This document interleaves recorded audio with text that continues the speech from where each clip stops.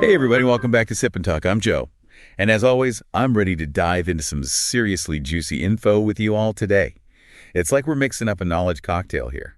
Strong stuff, but oh, so smooth going down. And I'm Sunny, your friendly neighborhood fact checker. I'll make sure we get all the ingredients right. Speaking of mixing things up, you know it's always a good blend? Travel whiskey and discovering awesome new things. You have to check out our friend Mickey's YouTube channel, Mickey to Life. Yeah, Mickey's the best. He's always got something cool going on. It's starting. Good morning, good afternoon, good evening. No matter what time zone you're in right now, welcome back to Sip and Talk. We are so glad to have you here for our latest international news and finance update. Yeah, welcome back, everyone. So great to be here. I mean, we are jumping into a massive exploration today, Sip and Talkers. We've got a whirlwind tour of the biggest international events. Oh, and the financial shifts, too. Don't forget those. Right, exactly. Financial shifts, tech giant news. Because, sitting here in April 2026, things are just moving incredibly fast. Almost too fast to track, honestly. It's dizzying. Seriously. And stick around because for our finale, we're teasing this massive what-if scenario. Like, what would actually happen to the world and to human psychology if China's Great Firewall just, suddenly vanished overnight? Oh, that is a wild one to think about. A total paradigm shift. Right. But okay, let's unpack this from the start. We have to begin with the sheer scale of the power problem. The 2-gigawatt behemoth. Yes. Elon Musk's XAI supercomputer, Colossus 2. It officially hit a 2-gigawatt capacity. I mean, for those of us who aren't, electrical engineers, what does that actually look like? Well, to give you a sense of scale, a standard commercial nuclear reactor produces about 1 gigawatt of power. Wow. Okay. So Colossus 2 is drawing the equivalent output of 2 entire nuclear power plants just to run its 555,000 NVIDIA GPUs. Wait, 500,000 GPUs? That can't just be a warehouse. No. That's like the size of a small town. And the crazy part is they aren't even slowing down. SpaceX and Tesla are still buying NVIDIA chips at scale for the rest of 2026. Yeah, they are in a massive cash and power burn phase right now just to train Grok 5. It's the world's first gigawatt-class training cluster. But surely there's a ceiling here, right? If every tech giant builds a 2-gigawatt facility, the Earth's energy grid will literally melt. You're touching on the exact friction point that economists are freaking out about right now. Right. Musk is buying these massive NVIDIA clusters as basically a transitional insurance policy. Insurance for what? Because the global economic backdrop makes sustaining this on Earth incredibly difficult. I mean, the IMF just previewed global growth for 2026 at a really modest 3.3%. Oh, wow. Just 3.3. Right. And while the front-loading tariff effects are sort of fading, inflation might actually rebound because of, unstable Middle East oil prices. So the cost of raw energy is getting way more expensive just when the tech industry needs it the most. Exactly. And just to throw out a quick disclaimer here, any mentions of specific stocks like NVIDIA or whatever we discussed today are purely to provide data context. It does not constitute professional investment advice. Always good to remind everyone. Yeah. But analytically speaking, borrowing money to build these terrestrial mega facilities is getting cost prohibitive. So Musk is secretly building a way to escape Earth's limitations altogether. Escaping Earth, like moving the hardware into orbit. That's the logical next step, since Earth's power grid and real estate are totally maxed out. That sounds like a sci-fi Death Star of computing. I mean, why would he risk putting delicate servers in space? Rockets blow up. Well, it comes down to the new hardware they are deploying. Musk just recently revealed the specs for the Tesla AI5 chip. Okay, let's stop there for a second. For anyone not building supercomputers, what's the big deal with this chip? Right, so its inference power matches the elite NVIDIA H100 chip, but it's at 1/10 of the cost. 1/10. That is a massive price drop. Huge. And if you put dual chips together, they target that next level Blackwell, the B200 tier. But the real story is the 80-20 split. What's a split? About 20% of these chips are staying on Earth for edge computing. Edge computing meaning putting the brain directly inside an Optimus robot or a Tesla car. Exactly. For zero latency. Because if a robot is handing you a hot coffee, it can't wait half a second for a signal to bounce to a server farm in Texas. Right. That makes total sense. But that leaves 80% of these chips, and you're saying those are going to space. Yes. Back in February of 2026, SpaceX applied to the FCC for an orbital data center. An orbital data center. Consisting of 1 million satellites. 1 million? But wait, how do you even cool that? Doesn't space have intense solar radiation? Actually, the physics are brilliant. On Earth, data centers use billions of gallons of fresh water to keep servers from melting. Right, it's a huge drain on reservoirs. But space offers natural vacuum cooling. You can radiate infrared heat directly into the absolute zero background of the universe. It's thermodynamically perfect. Okay, venting heat into absolute zero is profoundly cool. Literally. Plus, you get 5 times the solar radiation for power.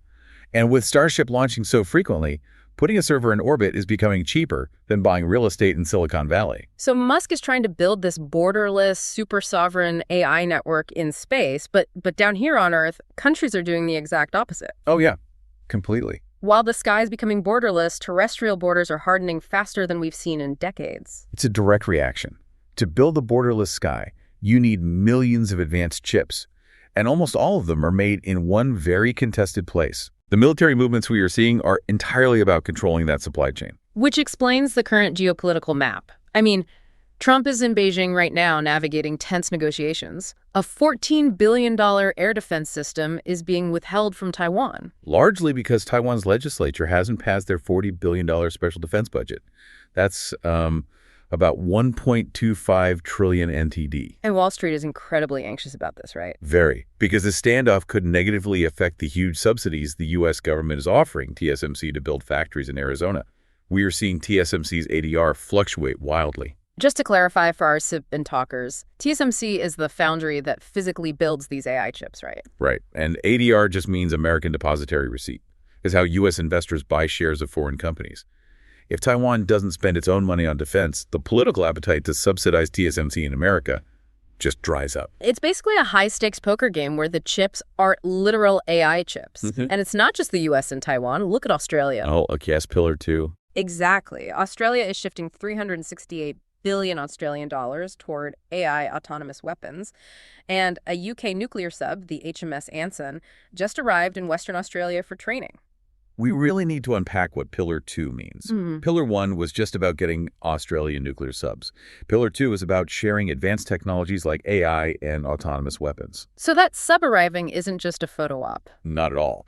It signals that the Western Pacific Defense Line has moved from a paper agreement firmly into a physical, combat-ready deployment phase. And Japan is entirely on board with this hardening of borders, too. Their 2026 Diplomatic Blue Book just officially downgraded China from their most important neighbor to an important neighbor. And explicitly labeled it a strategic challenge.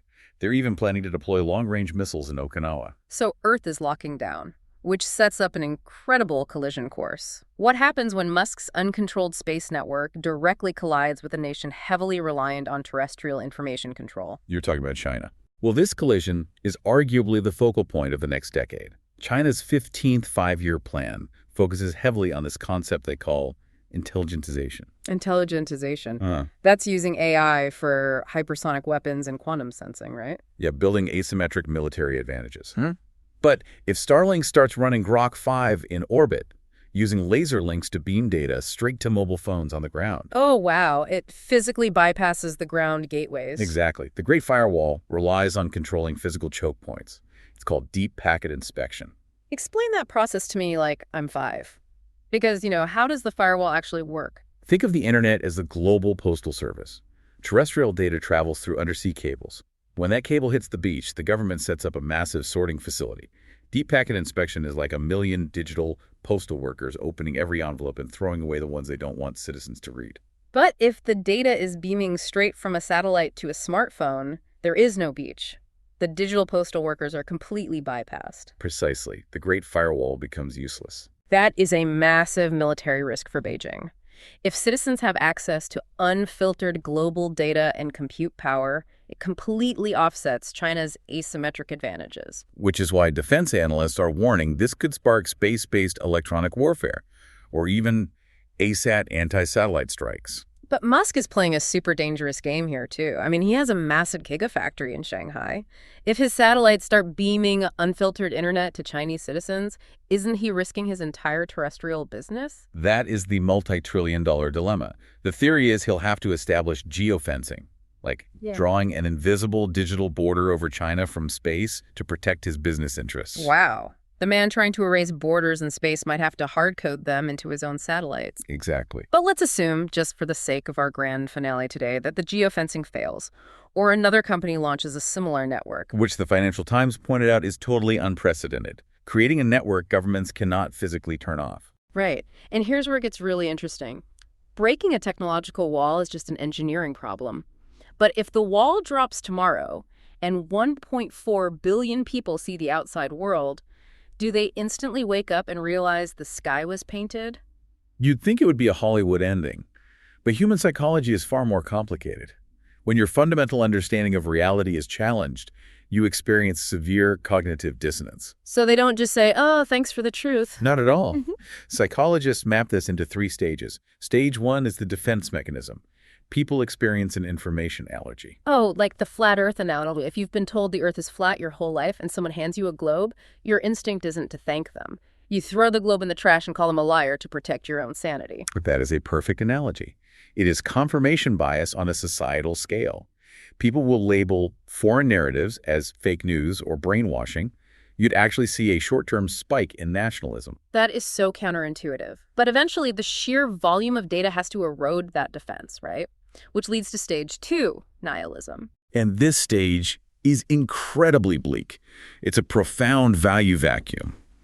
Once trust in the old narrative fractures, people don't find enlightenment. They ask, if everything I was taught is fake, what makes this new information real? A total collapse of trust. You just assume the real sky is a bigger, better painting designed by a different artist. Exactly. This leads to intense societal anxiety, cynicism, and massive political apathy. It's just too exhausting to constantly discern truth from fiction. I can absolutely see that happening. But societies don't stay in stage 2 forever. There is a stage 3, right? Reconstruction. Yes.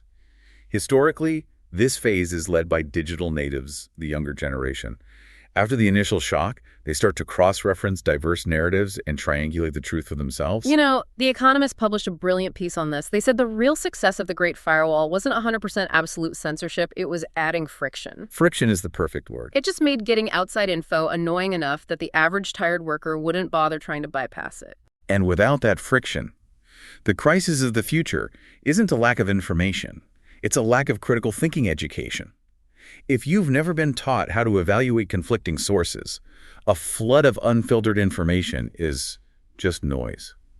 You know, we've spent this whole time talking about governments putting up firewalls, but it makes me wonder if we're doing the exact same thing to ourselves. I mean, AI algorithms on social platforms are basically invisible filter bubbles. They only show us what we will click on or agree with. That is a very sharp observation. True awakening isn't just seeing the outside world, it's possessing the mental toolkit to process it.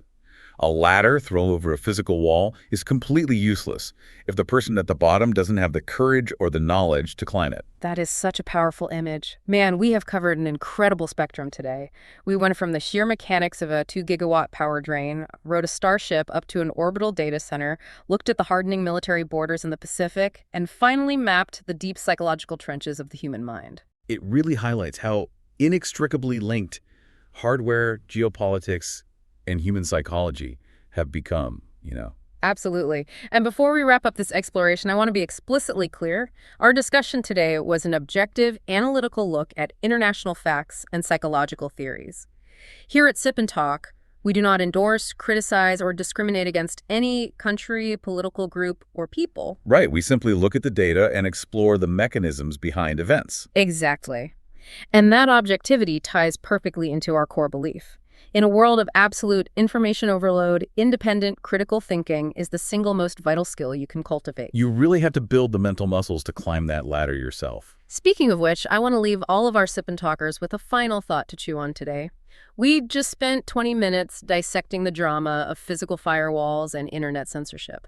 But if algorithms are deciding exactly what news and opinions are served to us every time we unlock our screens, are we all currently living behind a digital firewall that we just haven't noticed yet? A phenomenal question to leave them with. If you enjoyed our discussion today, please hit that subscribe button for Sip and Talk so you never miss an exploration. Oh, and a quick friendly shout out to our old friend Mickey. Definitely head over to Mickey's YouTube channel to watch their latest travel vlog. It is absolutely fantastic and a genuinely great way to see the real world without any algorithms getting in your way. Until next time, keep questioning what you read. Keep those critical thinking gears turning. Check your physical power plugs, and we will catch you on the next one. Bye, everyone.